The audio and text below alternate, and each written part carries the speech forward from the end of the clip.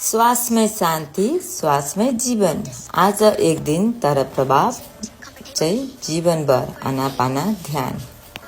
आज मिति 2083 वैशाख 12 गते शनिबार विराटनगर 11 पिचडामा अवस्थित बुद्ध विहारमा साना साना 10 जना छोरी 5 जना छोरा र अन्य साधक साधिका सेवक सेविका गरेर 35 जनाको उपस्थितिमा बिहान 9 बजेदेखि 2 बजेसम्म मिठो भोजनको साथ शिविर सम्पन्न भयो।